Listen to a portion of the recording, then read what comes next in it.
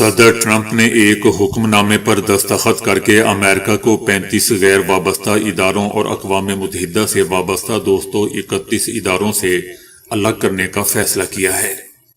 صدر ٹرمپ نے دستخط کر کے 66 بین الاقوامی تنظیموں، ایجنسیوں اور کمیشنوں کی امریکی حمایت ختم کر دی ہے۔ اس اقدام کے نتیجے میں امریکہ کو متعدد عالمی اداروں کے ساتھ تعاون سے روک دیا گیا ہے۔ CNN نیوز چینل نے اپنی ایک رپورٹ میں بتایا ہے کہ یہ حکم امریکہ کی جانب سے بین الاقوامی تنظیموں میں شرکت اور مالی امداد کے جائزے کے بعد جاری کیا گیا۔ امریکی حکومت کا کہنا ہے کہ یہ ادارے غیر ضروری، غیر مؤثر یا امریکی مفادات کے خلاف کام کر رہے تھے۔ ان میں سے بیشتر ادارے ماحولیاتی تبدیلی، مزدوروں کے مسائل اور ایسے موضوعات سے متعلق ہیں جنہیں صدر ٹرمپ کی انتظامیہ غیر اہم یا نقصان دہ سمجھتی ہے۔ ان میں اقوام متحدہ کا ادارہ برائے آبادی بھی شامل ہے۔ میرے خیال سے پوری دنیا میں آرٹیفیشل انٹیلیجنس کے ذریعے ملازمتوں کی بے تحاشا کمی ہو رہی ہے۔ ملازمتوں کو فارغ کیا جا رہا ہے۔ ان کی جگہ AI روبوٹ لے رہے ہیں، جو کہ بہت ہی خطرناک سچویشن ہے۔ لگتا ہے کہ ملازمتوں کی کمی کر کے پوری دنیا میں بھوک پھیلا کر یہ دنیا کو مارنا چاہتے ہیں۔ اب ان کو آبادی کو کم کرنے والے اداروں کی کیا ضرورت؟ بہرحال امریکی حکومت کا یہ بھی کہنا ہے کہ ٹیکس دہندگان کا پیسہ صرف ایسے اداروں پر خرچ ہوگا جو براہ راست امریکہ کے مفاد میں ہوں گے۔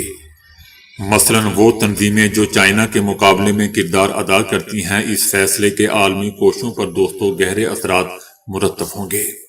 CNN نے بھی کہا ہے کہ یہ اقدام امریکی مفادات پر زیادہ توجہ دینے کی بجائے ٹرمپ کی پالیسی کا تسلسل ہے۔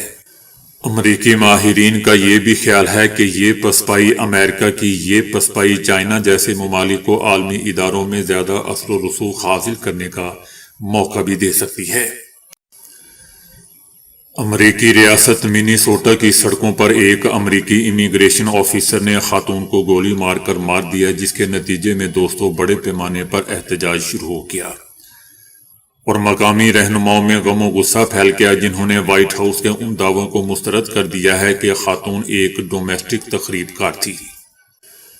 37 سالہ رینی نکول گڈ کے نام سے شناخت کی جانے والی خاتون کو بالکل قریب سے مارا گیا جب وہ بظاہر ان ایجنٹوں سے گاڑی بھگا کر دور جانے کی کوشش کر رہی تھی جنہوں نے اس کی کار کو گھیر رکھا تھا، جن کا کہنا تھا کہ وہ ان کا راستہ روک رہی تھی۔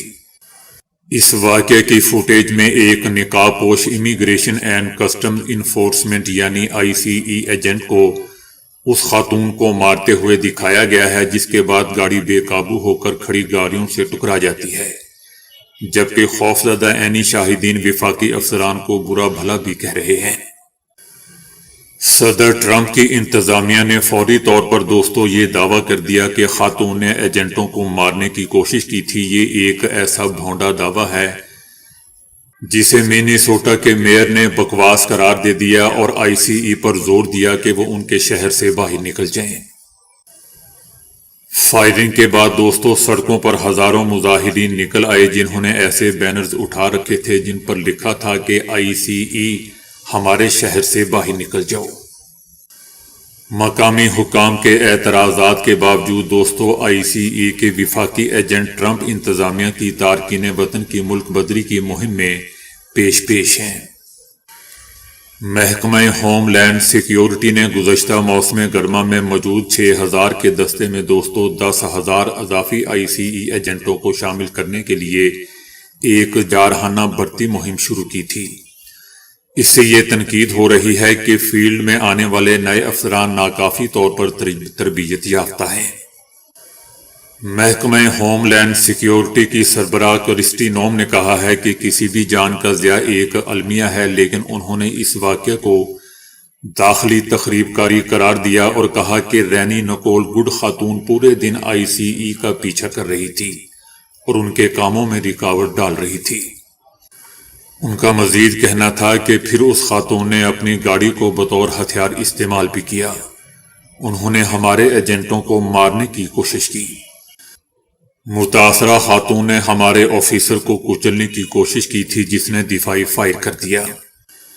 یاد رہے دوستو کہ صدر ٹرمپ کی انتظامیہ کی امیگریشن کارروائیوں کے خلاف پرجوش احتجاج ہو رہے ہیں، جس نے لاکھوں غیر دستاویزی تارکین وطن کو گرفتار اور ملک بدر کرنے کا عہد کیا ہوا ہے۔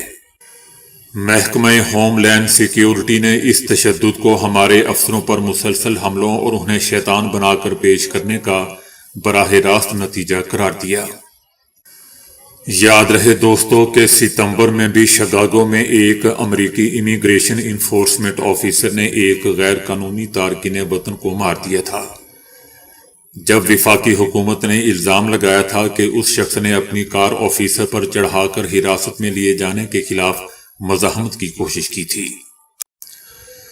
بھارت کی ریاست بہار میں دوستو جیولری تاجروں کے ایک فیصلے نے سیاسی تنازع کھڑا کر دیا ہے، جس کے تحت چہرہ ڈھانپ کر آنے والے گاہکوں کو، جن میں حجاب، نقاب یا برقع پہننے والی خواتین بھی شامل ہیں، ان کو زیورات کی دکانوں میں داخلے سے روکا جائے گا۔ All India jewellers and gold federation کا کہنا ہے کہ یہ فیصلہ سیکیورٹی خدشات کے پیش نظر کیا گیا ہے۔ تنظیم نے اعلان کیا ہے کہ کوئی بھی گاہک، خواہ مرد ہو یا عورت ہو، اگر برقع، نقاب یا ہیلمٹ کے ذریعے چہرہ ڈھانپتے ہوئے ہو تو خریداری سے پہلے اسے شناخت کے لیے اپنا چہرہ ظاہر کرنا ہوگا۔ مسلمانوں کا کہنا ہے کہ یہ اقدام سیکیورٹی کے نام پر مذہبی آزادی کو نشانہ بنایا جا رہا ہے اور مسلمانوں کے مذہبی جذبات کو مجروح کیا جا رہا ہے۔ مسلمانوں کا الزام ہے کہ اس فیصلے کے پیچھے بی جے پی اور RSS کا ایجنڈا کار فرما ہے اور مطالبہ کیا ہے کہ فوری طور پر اس فیصلے کو واپس لیا جائے۔ بہار دوستو پہلا صوبہ ہے جہاں یہ اصول ریاست بھر میں نافذ کر دیا گیا ہے۔ پولیس نے بھی اس اقدام کی حمایت کی ہے۔ یہ معاملہ بہار میں سیکیورٹی اور مذہبی آزادی کے درمیان توازن پر جاری بحث کو ایک بار پھر نمایاں کر رہا ہے، جبکہ سیاسی حلقوں میں اس پر رد عمل کا سلسلہ بھی جاری ہے۔ ایران میں مہنگائی کے خلاف ہونے والے احتجاج کے 12ویں روز دوستو دارالحکومت تہران میں مظاہرے کے دوران ایک پولیس آفیسر جاں بحق ہو گیا۔ مشتعل مظاہرین پر قابو پانے کی کوششوں کے دوران وہ شہید ہو گیا۔ ملزمان کی شناخت کے لیے چھاپے مارے جا رہے ہیں۔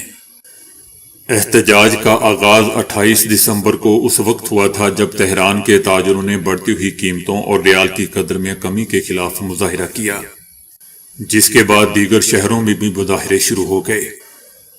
ایران کے سرکاری بیانات کے مطابق یہ مظاہرے ایران کے 31 میں سے 25 صوبوں تک پھیل چکے ہیں اور ان میں سیکیورٹی فورسز کے ارکان سمیت درجنوں افراد مارے بھی جا چکے ہیں۔